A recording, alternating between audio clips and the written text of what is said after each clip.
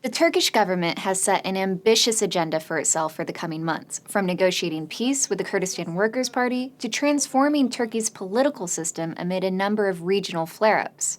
Turkey still has an array of pressing foreign policy matters to deal with, but its prioritization of domestic matters is in some ways an acknowledgement that Ankara can only hope to influence matters abroad if it first gets its internal house in order. The ruling Justice and Development Party already has spent much of the past decade neutralizing the military's role in Turkish politics and building an extensive power base of its own throughout Anatolia.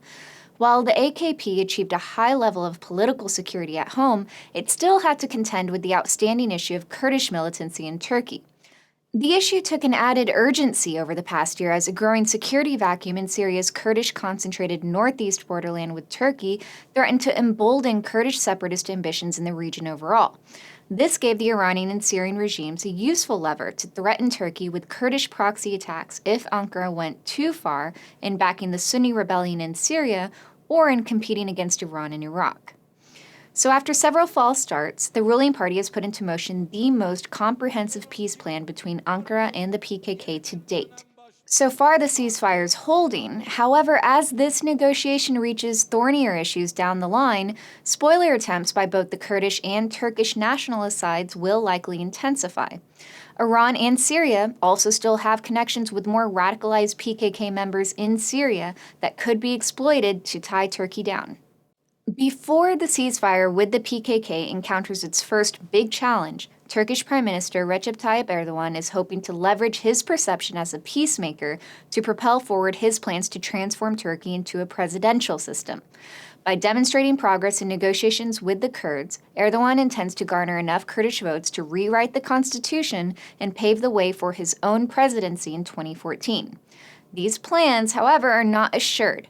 Opposition from Turkey's nationalist camp is already starting to rise, and Erdogan faces opposition even from members of his own party on some of these constitutional proposals.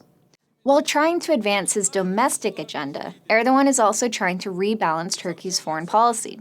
Turkey realized that it's likely to face a lot more difficulty in trying to manage fallout from Syria and compete more effectively with Iran and Iraq without stronger backing from the United States.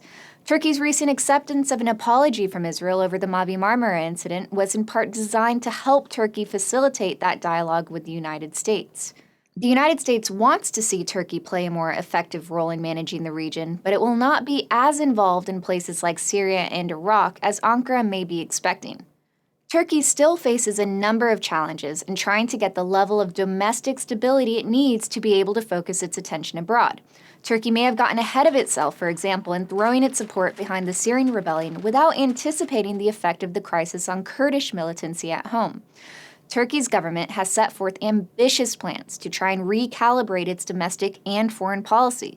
But what Turkey lacks is time. The region will continue to destabilize, whether or not Turkey is prepared to manage the consequences.